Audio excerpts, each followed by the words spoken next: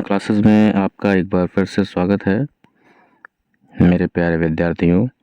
जैसा कि अभी एग्ज़ामिनेशन चल रहा है आपका 10th का, आगे संस्कृत हिंदी का एग्ज़ाम होने वाला है और आपने पिछले कमेंट्स में ये रिक्वेस्ट किया था कि उपसर्ग और प्रत्यय से संबंधित भी कोई वीडियो बनाइए सर। तो मैं आप लोगों के लिए ये वीडियो लेके आया हूँ। ये वीडियो है उपसर्ग, जो कि हिंदी और संस्कृत दोनों में काम करेगा बराबर। तो अभी हम देखना चाहेंगे कि इसमें उपसर्ग क्या होते हैं, उपसर्ग कितने होते हैं, उनका प्रयोग कैसे होता है। तो उपसर्ग का मतलब होता है किसी शब्दांश के पहले, है ना। शब्दांश मतलब शब्द का अंश या शब्द ही कह सकते हैं। उपसर्ग एक शब्दांश होता है। उपसर्ग क्या होता है? एक शब्दांश होता है, शब्द का एक अंश होता है जो कि किसी शब्द के पहले आता है और उसके अर्थ में आंशिक रूप से या पूर्णतः परिवर्तन ला देता है, थोड़ा बहुत या पूरी तरह उसे बदल देता है। मतलब कह सकते हैं कि किसी शब्द के पहले आकर के उसके अर्थ में परिवर्तन करता है, वह उपसर्ग कहलाता है। वैसा शब्दांश उपसर्ग कहलाता है। तो अब हम बात करेंगे उपसर्ग होते कितने हैं। जैसा कि आप देख रहे हैं कि उपसर्ग 22 हैं। कौन कौन से उपसर्ग हैं आपको नीचे दिए गए हैं। पहला उपसर्ग है प्र, परा, अप, सम, अनु, अव, निस, निर, दुस, दुर, वि, आंग, नी, अधि, अपि, अति, सु, उत, अभि, प्रति, परि, उप। ये कुल 22 उपसर्ग होते हैं। अभी हम आगे और भी पढ़ेंगे, 22 में से 20 बचेंगे कैसे, लेकिन 22 ही मान के चलेंगे अभी। तो इन सभी उपसर्गों के साथ कुछ कुछ धातुओं के योग होते हैं और एक नए शब्द बनते हैं। देखिए यहाँ पे संस्कृत में धातु का अर्थ क्रिया होती है ना। तो अब हम बात करेंगे सारे उपसर्ग के बारे में एक एक करके। जैसे पहला उपसर्ग है प्र। प्र एक उपसर्ग है, जैसे भवती, भवती एक धातु है, उसमें प्र लग गया तो बन गया प्रभवती, अर्थात प्रकट होता है। इसी प्रकार से नयति में अगर प्र उपसर्ग लगता है तो प्रणयति, अर्थात प्रेम के लिए याचना करता है या प्रेम करता है। अब हम बात करें प्र जोड़ सरती, तो यहाँ पे सरती एक धातु है। तो आपको एग्जाम में पूछा कैसे जाएगा, जैसे पूछा जाएगा प्र सरती में कौन सा उपसर्ग है, आपको बहुत ही आसान है, बना सकते हैं। क्या कहेंगे आप? प्र उपसर्ग है। इसी प्रकार से अब दूसरा है परा। परा उपसर्ग है, ये शब्द के पहले परा लगता है। परा भवती, परा जयते, परा करोति, पलायते। अब देखिए यहाँ पे एक कंफ्यूजन भरा यही है, तो कोई दिक्कत नहीं है। परा जोड़ अयते बराबर पलायते होता है, पलायते, यहाँ पे परायते नहीं होगा, तो ये भागता है। यहाँ पे आप पला नहीं कह देंगे, परा उपसर्ग ही कहेंगे, ठीक है ना। अब तीसरा है अप। अप जोड़ हरती, अपहरती, अपकरोति, अपदिशति, अपनयति, है ना। तो इस सब शब्दों को पूछेगा और पूछेगा इसमें कौन सा उपसर्ग है, आप बहुत ही आसानी से कहेंगे ये अप उपसर्ग है। इसी प्रकार से अगला है सम।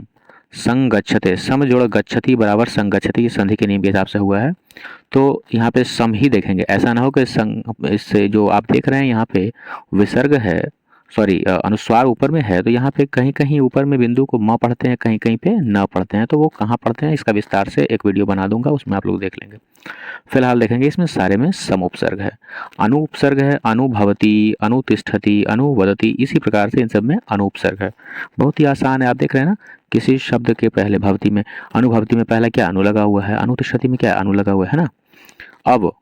अब गच्छति, अब रोहती, एकदम आप इजी तरीके से इसको बना सकते हैं, बहुत ही आसान है।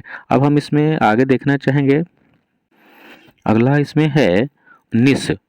निस जोड़ दिशति, तो ये संधि के नियम के हिसाब से निर्दिष्टि हो गया। ये संस्कृत में ऐसा होता है, हिंदी में ऐसा नहीं होता है। हिंदी में जैसा लगेगा हूबहू उसमें प्रयोग हो जाएगा, थोड़ा सा यहाँ पे परिवर्तन आता है, तो इसके लिए कोई बड़ी बात नहीं है। निश, ये संधि आपने पढ़ा होगा तो आराम से समझ सकते हैं, निर्दिष्टि हो जाता है। निस जोड़ चिनौती, निश्चिनौती।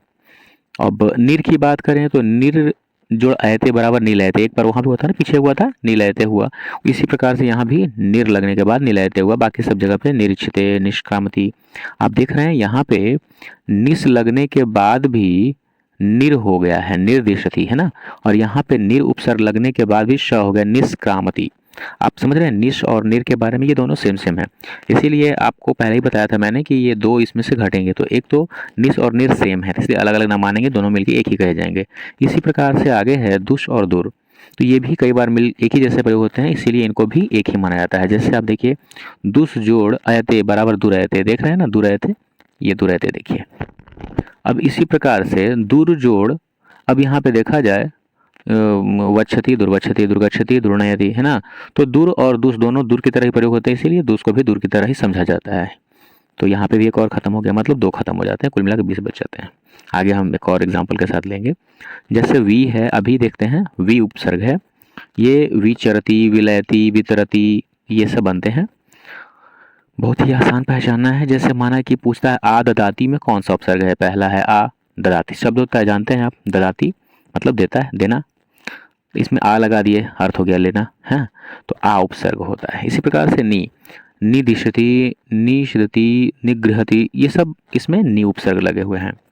अधि, अधिगच्छति, आप देख रहे हैं संधि के नियम के हिसाब से चलता है संस्कृत में, हिंदी में बहुत ईजी होता है वो, और आसान तरीके से पकड़ा जा सकता है, हालांकि इसमें कोई कठिन नहीं है। अधिगच्छति में कौन सा उपसर्ग है, तो अधि है। आप जानते हैं ना गच्छति क्या है, गच्छति एक धातु है और इस धातु में अधि उपसर्ग लग गया है, इस प्रकार से अधिगच्छति बन गया है। गच्छति का मतलब होता है जाता है और अधिगच्छति मतलब पाता है, परिवर्तन है ना। अब देखिए अपि, अपि धत्ते, अपि गिरति, अपि नह्यति, तो ये सब देख रहे हैं, इसमें कौन सा उपसर्ग है, अपि उपसर्ग है। अति शेते, अति रिच्यते, इन सब में पहला जो शब्दांश लग रहा है वो सब में क्या है, अति है, और इस प्रकार से इसमें अति उपसर्ग है। अब हम सु की बात करेंगे, बहुत ही आसान है, सु लगा हुआ है, करोती एक शब्द है उसमें सु लग गया, सु करोती, सु चरती, सु नयति, है ना, तो इन सब में क्या है, सु उपसर्ग है।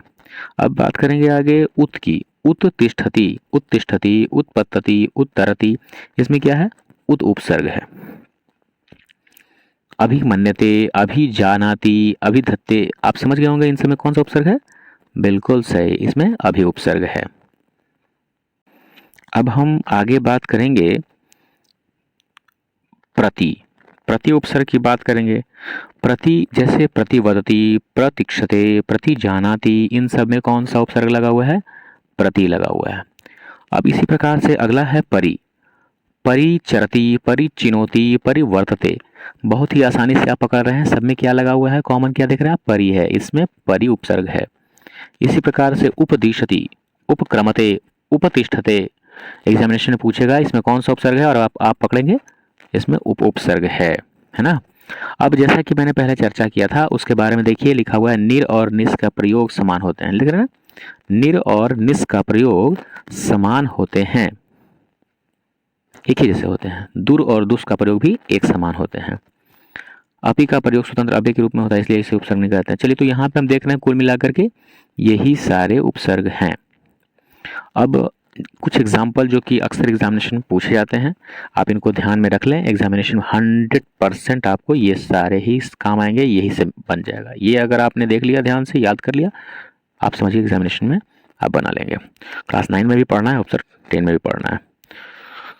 तो परा, पहले प्र, प्रचार, प्रसार, प्रकार, प्रवेश, प्रकाश, संस्कृत का है इसलिए प्रचारः, प्रसारः, प्रकारः, प्रवेशः, प्रकाशः। परा, परा उपसर्ग से बना है पराजयः, पराभवः, परामर्शः, पराकाष्ठा, पराक्रमः, देख रहे हैं ना आप। अप से बना है अपमानः, अपलाभः, इसी प्रकार से सम से बना है संसारः, संयोगः, संस्कारः, संकोचः, संहारः। अनु उपसर्ग से बना है अनुभवः, अनुवादः, अनुचरः, अनुसारः, अनुकृति, सब में क्या देख रहे हैं कॉमन, अनु है। अब हम अगले बात करेंगे अब, तो अब क्या है भाई, ये भी एक उपसर्ग है। अवधूतः, अवबोधः, अवकाशः, अवरोधः। इसी प्रकार से निस, मैंने बताया था ना निर और निस एक जैसे प्रयोग होते हैं, तो एक निस होगा, निर नहीं पढ़े हम लोग आगे हैं, एक ही जैसे निश्चयः।